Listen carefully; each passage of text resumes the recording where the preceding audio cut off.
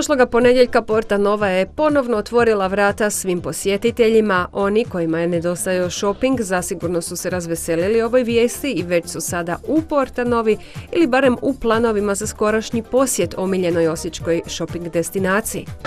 Je li vam nedostajao shopping? Pa je, mogu reći da je. Sad kad ste tu, kako vam sve izgleda? Pa skoro pa normalno, kao i prije, samo malo stroža dezinfekcija. Ponuda? Dobra, kao i prije. Je li vam nedostajao shopping? A je, da. Falile stvari, da. Trebali smo malo. Je li ovo prvi izlazak nakon korone? Tako je, da. U Porta Novu, da. Ima svega? Ima, da. Treba reći kako će Porta Nova još neko vrijeme raditi po posebnom radnom vremenu od 10 ujutro do 20 navečer uz neke iznimke. Konzum, mjenjačnica Exclusive Change, Miller i frizerski salon Simple s radom će početi 2 sata prije, dakle od 8, uz obaveznu pauzu za dezinfekciju najčešće od 13:30 do 14:30. Izuzetak iz pravila su i ugostiteljski objekti koji će, barem za prvo razdoblje, raditi van uobičajenog radnog vremena. Trgovački centar Porta Nova je u nedjelju zatvoren, a točno radno vrijeme pronaći se može i na mrežnim stranicama.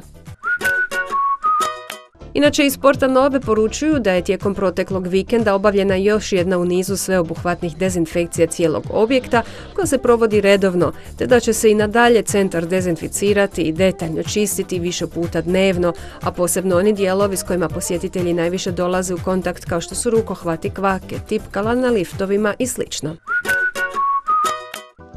Naravno, od posjetitelja također očekuju odgovorno ponašanje, da drže propisane razmake, poštuju upute trgovaca vezane za broj kupaca, dezinficiraju ruke na ulazima, kad god je moguće plaćaju beskontaktno, te imaju strpljenja u slučaju gužvi čekanja. Sve u redu, sve je super. Paze i kupci, a i prodavači su odgovorni, tako da je sve u redu.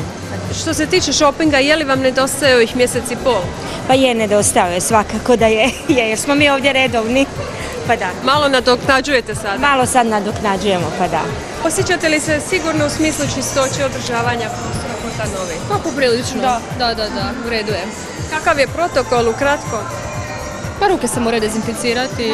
Na ulazu obavezno. Je li vam nedostajao shopping? Pa mogu reći da je. Malo samo. Sad ste tu prvi put poslije korone ili? Ja jesam, da. Pa ja sam drugi put, evo. Kakva je ponuda? Je li očekivano dobra ili? Pa da, sve je ostalo isto zapravo. Da. Kao i uvijek. Vaša poruka za one koji tek planiraju doći ovih dana u Portu? Da budu odgovorni. Da, evo. Definitivno. Iz Porta Nove ističu da prate i poštuju sve mjere stožera civilne zaštite i drugih mjerodavnih tijela, te će i nadalje poduzimati sve što mogu da posjet i boravak u Porta Novi budu potpuno sigurni za posjetitelje i radnike. Ono što posjetitelje u prvom redu zanima jesu nove kolekcije i naravno cijene, a sa otvorenjem Porta Nove stigli su i veliki popusti, usuđujemo se reći u gotovo svim trgovinama koje posluju u okviru ovog trgovačkog centra. Svakako valja istaknuti kako je na parkiralištu Porta Nove Hervis postavio veliki šator u kojemu traje rasprodaja bicikala i ostalog asortimana s kotačima uz popuste do čak 60%. Dakle, razloga za posjet Porta Novi i više nego dovoljno, ali uz obvezno poštivanje svih mjera kako bi zaštitili i sebe i druge. Vidimo se u shoppingu.